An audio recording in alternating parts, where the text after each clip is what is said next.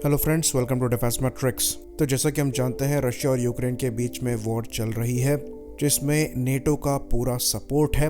भले ही वो यहाँ पर डायरेक्टली इन्वॉल्व ना हो, पर यूक्रेन की तरफ से उनके द्वारा फंडिंग भी करी जा रही है, साथ ही साथ इम्पोर्टेंट वेपन्स भी सप्लाई किए जा रहे हैं।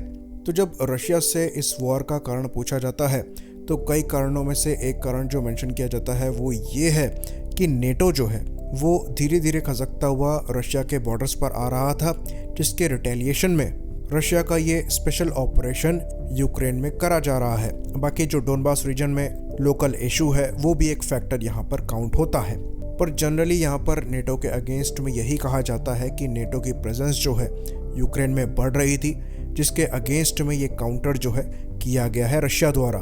पर अब इसके अपोजिट एक्शन हुआ है और नेटो रशिया के बॉर्डर पर पहुंच चुका है। तो कुछ ही दिनों पहले फिनलैंड ने नेटो को ज्वाइन किया है, जो कि रशिया के साथ बॉर्डर शेयर करता है। और यहाँ पर जो बॉर्डर के साथ शेयरिंग है ये छोटी मोटी नहीं है, ये करीबन 1340 किलोमीटर की है, यानी कि करीबन 1340 किलोमीटर्स की। तो फिनलैंड और स्वीडन ने नेटो को ज्वाइन करने की रिक्वेस्ट करी थी, जिसमें से स्वीडन की रिक्वेस्ट को एक्सेप्ट नहीं किया गया। इसके पीछे टर्की को एक बड़ा रीज़न बताया जाता है, लेकिन फिनलैंड की रिक्वेस्ट को यहाँ पर एक्सेप्ट कर लिया गया। तो वर्ल्ड वॉर 2 के बाद से फिनलैंड ने चूज़ किया था एक न्यूट्रल कंट्री रहना, और क्योंकि फिनलैंड और रशिया के कोई बॉर्डर डिस्प्यूट नहीं रहे तो इतने साल तक कोई परेशानी भी नहीं आई।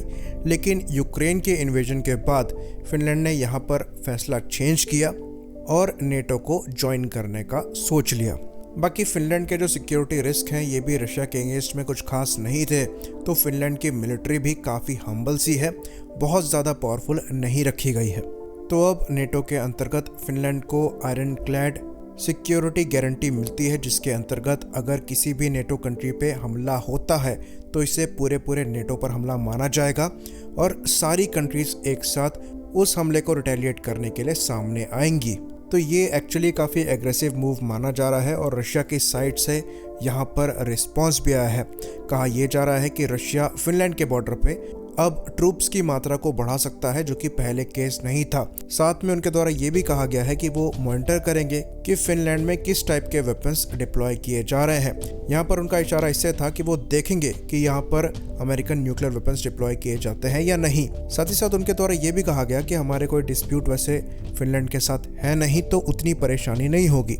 बाकी फिनलैंड ने भी यहाँ पर इंडिकेशन दिए हैं कि फिलहाल के लिए नेटो ट्रूप्स की डिप्लॉयमेंट फिनलैंड में नहीं होगी, तो फिनलैंड में नेटो प्रेजेंस जो है उसके बीफ अप होने के चांसेस जो हैं कम नज़र आ रहे हैं। बाकी नेटो एक्सरसाइजेज में फिनलैंड द्वारा अब पार्ट लिया जाएगा। बाकी फिनलैंड के नेटो ज्वाइन करने के कुछ टाइम बाद ये रिपोर्ट आए कि Israeli David slings air defence system जो है अब फिनलैंड द्वारा परचेज किए जा रहे हैं।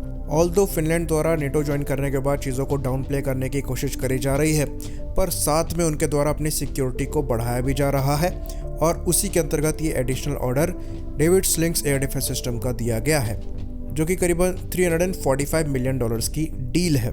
तो डेविड स्लिंग जो है ये Israeli long range air defence system है, जो कि anti UAV, anti ballistic missile, anti aircraft के तौर पर काम कर सकता है और काफ़ी ज़्यादा कैपेबल माना जाता है। तो डेविड स्लिंग की परचेज के बाद फिनलैंड जो है पहला कस्टमर बन चुका है डेविड स्लिंग का। साथ ही साथ फिनलैंड द्वारा एक स्टेप लिया जा चुका है अपने डिफेंस को बीफ अप करने में। तो यहाँ पर ये कहा जाता है कि इस एयर डिफेंस सिस्टम को एक्वायर करने में पहले से काम किया जा रहा था, ये नेटो ज्वाइन करने के बाद तुरंत नहीं किया गया है।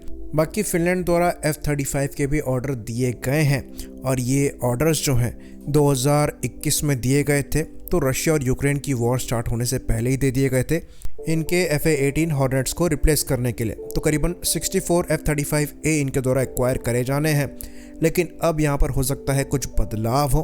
पहले इनके जो F-35A हैं ये नॉन नेटो स्टैंडर्ड के होते, लेकिन अब ऐसा लग रहा है कि नेटो स्टैंडर्ड के F-35 इनको मिलेंगे, जो कि दूसरी कंट्रीज़ के F-35 के साथ जॉइंट ऑपरेशंस परफॉर्म करने में सक्षम होंगे।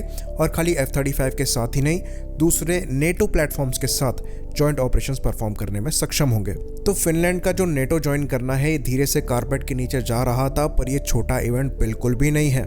क्योंकि अभी भले ही यहाँ पर कोई डिस्प्यूट फिनलैंड के रशिया के साथ नहीं है, तो रशिया भी उतना रिएक्ट नहीं कर रहा है, लेकिन फ्यूचर में अगर नेटो द्वारा रशिया के अगेंस्ट में यहाँ पर वेपन्स डिप्लॉय किए जाते हैं तो सिचुएशन सीरियस बन सकती है। आई होप चीज़ें यहाँ पर क्लियर रही हों। इसी बात पर इस वीडियो को हम ख़त्म करेंगे। लाइक करिए, सब्सक्राइब करिए। जय हिंद।